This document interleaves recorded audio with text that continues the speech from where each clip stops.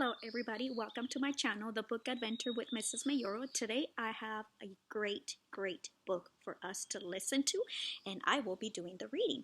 And the title on this book is The Great Kapok Tree, A Tale of the Amazon Rainforest by Lynn Cherry. Now, it says by Lynn Cherry. In one of my previous videos, I talked to you about the word by. The word by means the exact same thing as the word author. So Lynn Cherry was the author of The Great Kapok Tree, and she's also the illustrator of this book. So all the wonderful words that we're going to be listening here in the story that we're going to be reading were written by Lynn, and also the beautiful illustrations that you and I are going to get to share and look at and zoom in and pull a lot of evidence. Those were also done by Lynn Cherry too. So she had two jobs here in this book. She was the author and she was also the illustrator. And many times there's authors that illustrate their own books. They draw their own pictures. And this one is certainly one of my favorite books. There's many things that we can do with just this one particular book. All we have to do is just think about what are the things that we want to focus on, and what is that inner voice telling us as we're reading or listening to the story. Many times we start reading and we don't have a purpose, but as we start reading, our brain starts talking to us, and that little voice that we hear inside here, it's called our inner voice. And many times that inner voice leads us to other places that are grounded in what we're listening to or what we're reading. So that's what I want us to do today. We're going to listen to The Great Kapok Tree, and we're going to find out what are some awesome details in this fictions. What are some of the questions that we're coming up with, and what are other things that it is making us think about. Now, this, like I said, it's a fiction story, but it has a lot of facts in here. So this is one of the reasons why I love this book, because even though it's a fiction story, there's a lot of facts written in the text here that you and I are going to be able to learn about the rainforest, because as you can tell, it's about the rainforest. And I'm going to get started. Now, this book has a lot of persuasive language. Well, I'm going to say that one more time. Here in this book, you're going to hear me read a lot of persuasive language. What does persuasive language mean? Persuasive language means when a person is trying to change someone else's thinking. In class, we talk a lot about that. Many times we think a certain way, but when we hear someone else express their opinions or what they're thinking, that allows us to change our thinking. Many times we use persuasive language, words that allow other people to see the world in a different way. So a lot of persuasive language just pretty much means when you try to change someone else's thinking or someone else's perspective, the way they see things. So here we go. Now I really do need you to pay very close attention, because this text, it's not a very easy text to understand, but I assure you that if you pay attention and you ground your thinking, you're gonna start hearing a lot of the details, and they're gonna start making sense, because all we have to do is just think about, allow our brain to be grounded and think about everything that those details are telling us, and pulling a lot of evidence from the illustrations as well. So here I go. Two men walked into the rainforest moments before the forest had been alive with the sounds of squawking birds and howling monkeys. Now all was quiet as the creatures watched the two men and wondered why they had come. The large man stopped and pointed to a great kapok tree. Then he left. I want you to look at this very tall trunk of a tree. And look at that man right there. This is the kapok tree. Look how tall it is. We cannot even see where the branches start. Maybe right there, but I don't know if that's exactly where the branches start. I see the leaves, right? But look how tall that trunk is, and look how small the man is. Look how small. Certainly a very, very tall tree. Let's keep reading. The smaller man took the axe he carried and struck the trunk of the tree. Whack, whack, whack. The sounds of the blows rang through the forest. The wood of the tree was very, very hard. Chop, chop, chop. The man wiped off the sweat that ran down his face and neck. Whack, chop, whack, chop. A lot of sound words as well here. Soon the man grew tired. He sat down to rest at the foot of the great kapok tree. Before he knew it, the heat and the hum of the forest had lulled him to sleep. There's the man. He got very, very tired from trying to chop the tree down. And here, I'm going to zoom in. I want you to see where he was trying to chop the tree. You see that? Yeah, that's what he used. He used his axe to try to chop that tree down. Looks like he wasn't very, very successful, right? Oh yeah, you're right. There's a boa constrictor, right? There's a boa coming down, and then you see the other animals surrounding the tree. Let's keep reading. I love how you're paying attention to those details in the illustrations, because those details in the illustrations are also going to help you understand and comprehend all those wonderful events that are happening here. A boa constrictor. Oh, there we go. You saw that boa constrictor, which is another type of snake. A boa constrictor lived in the kapok tree. He slithered down its trunk to where the man was sleeping. He looked at the gash the axe had made in the tree. Then the huge snake slid very close to the man and hissed in his ear. Señor, this tree is a tree of miracles. It is my home where generations of my ancestors have lived. Do not chop it down. So here, the boa constrictor is trying to persuade the man not to chop down the tree. Remember, I started talking about persuading words? The boa constrictor is trying to do what? You're right. Change the man's thinking, because he wants to chop down the kapok tree. Keep listening. You're doing an awesome job. A bee buzzed in the sleeping man's ear. Señor, my hive is in this kapok tree, and I fly from tree to tree and flower to flower collecting pollen. In this way, I pollinate the trees and flowers throughout the rainforest. You see, all living things depend on one another. Oh, I wonder what the author, Lynn Cherry was trying to say when she said, all living things depend on one another. Think about that. Perhaps talk to somebody about that particular line right there. Let's keep reading. A troop of monkeys scampered down from the canopy of the kapok tree. They chattered to the sleeping man. Señor, we have seen the ways of man. You chop down one tree, then come back for another and another. The roots of these great trees will wither and die, and there will be nothing left to hold the earth in place. When the heavy rains come, the soil will be washed away, and the forest will become a desert. Look at the rainforest right now, right? A lot of plants, a lot of plants, and a lot of animals there too, right? Here it says it will become a desert if something doesn't change. Imagine this beautiful illustration turning into a desert. Right? Remember when we learned about deserts? Keep track of the animals that are coming to talk to the Señor. The word Señor means sir in English. A toucan, a macaw, and a cock of the rock flew down from the canopy. Señor, squawked the toucan, you must not cut down this tree. We have flown over the rainforest and seen what happens once you begin to chop down trees.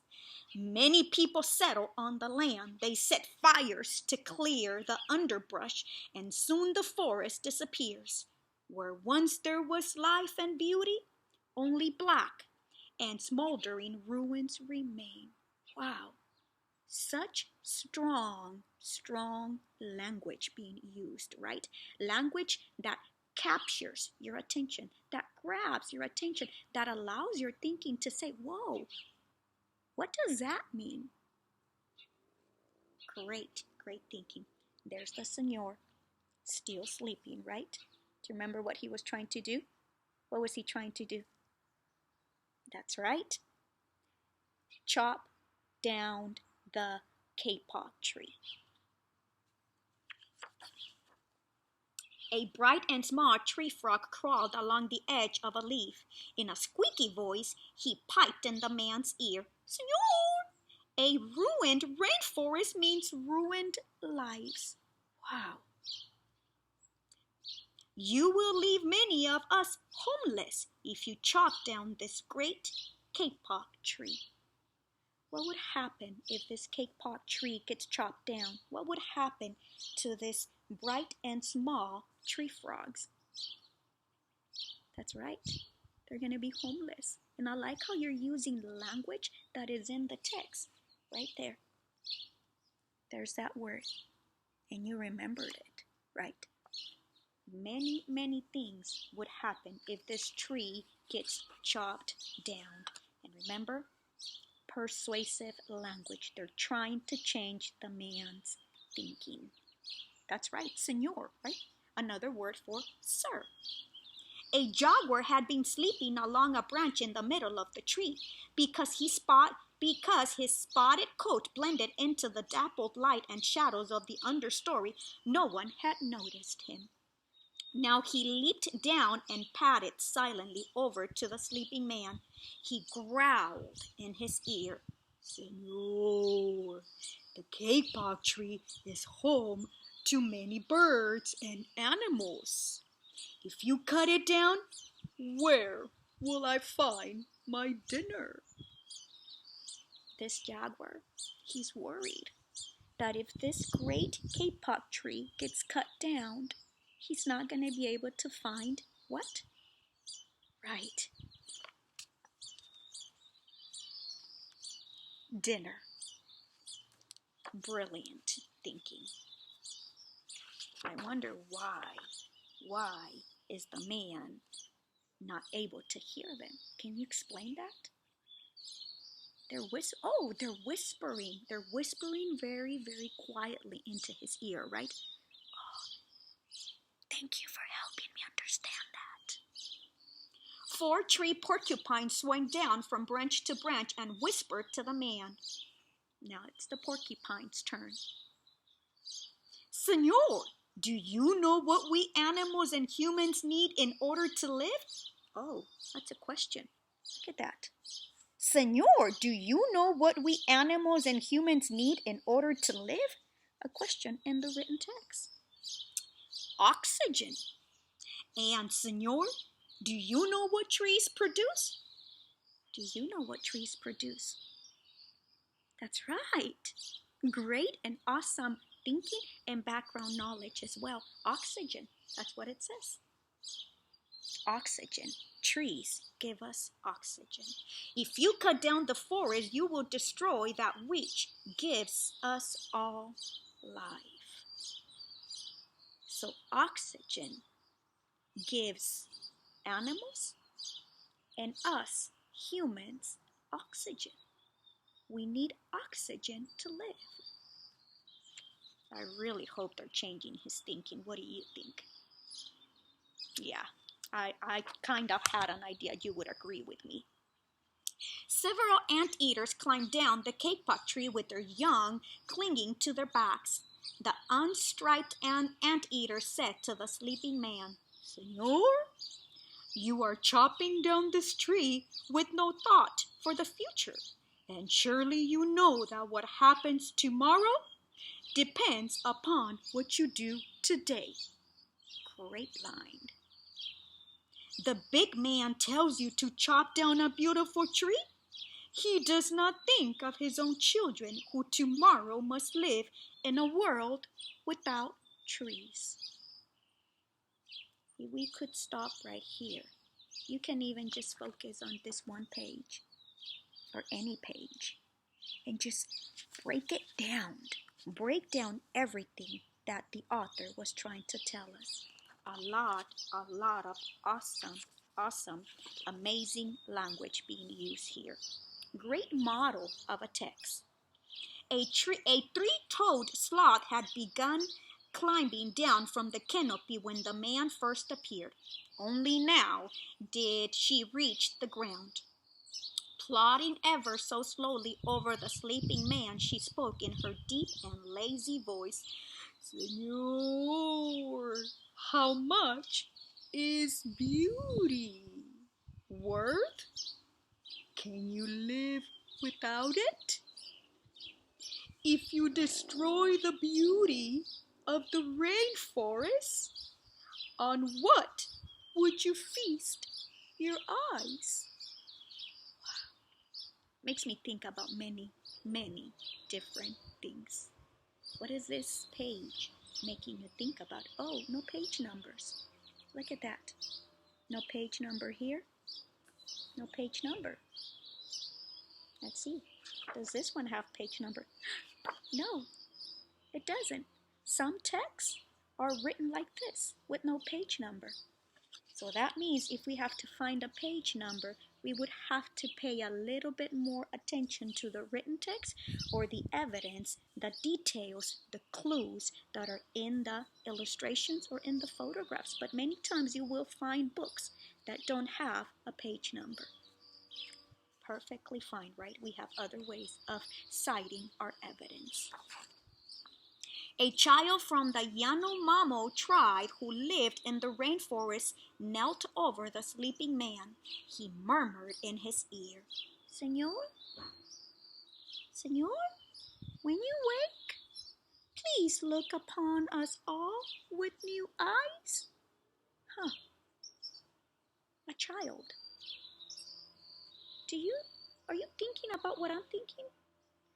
I wonder why Lynn Cherry, the author, she's also the illustrator, I wonder why up until that point, look at that, animals, animals, animals, animals, and when we get to this page, a child. Why? Why would the author want to now present a child? Why animals all along until this point? Think about that. Good thinking. I can see you from here. You're doing an amazing job thinking because I can tell you are thinking very, very hard about the wonderful details and clues and evidence that is not just in the written text, but also in the illustrations. A child, a boy, and this boy wants Señor to wake up. Look what it says, Señor, when you awake, please look upon us all with new eyes. Does that mean get new eyes? No, it doesn't sound like it, right? We cannot take our eyes and then get new ones, right? That just doesn't make any sense. Please look upon us all with new eyes. That means allow us to change your thinking, your perspective. The man awoke with a start. Before him stood the rainforest child, and all around him, staring, were the creatures who depended upon the great Kapok tree. What wondrous and rare animals they were. Certainly. Look at that. The man finally awoke. And he's looking at all the animals that came to talk to him, as well as the boy, the child.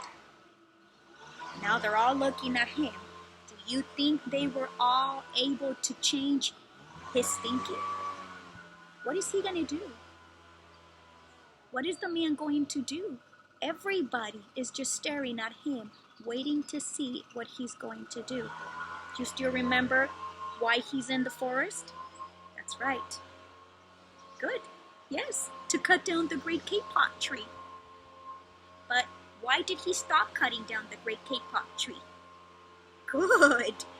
He got tired and took a nap. And that's when all the animals came and started to, what's that new word we learned? Persuade him, right? They were wanting to persuade him and allow him to change his thinking. Let's see. The man looked about and saw the sun streaming through the canopy. Spots of bright light glowed like jewels amidst the dark green forest. Strange and beautiful plants seemed to dangle in the air, suspended from the great kapok tree. The man smelled the fragrant perfume of their flowers. He felt the steamy mist rising from the forest floor, but he heard no sound, for the creatures were strangely silent. What creatures? Right, the animals, right? All those animals that came over when he was asleep and started talking to him. Using what kind of language? Yes, persuasive language. So now look at his face. Have you seen that face? That thinking face? I do. I have. And I'm looking at it right now. I'm looking at a lot of you using that same thinking face. You're trying to think about what is he going to do. The man stood and picked up his axe. He swung back his arms and as though to strike the tree. Oh, I hope he doesn't. Let's keep reading and find out. Suddenly he stopped. He turned and looked at the animals and the child. Oh, he stops and he looks back at the animals and the child.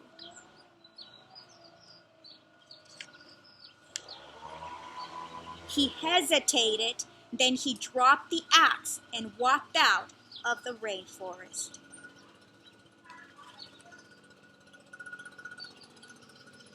There he goes. He's walking out of the rainforest. So did the man chop the tree down? No.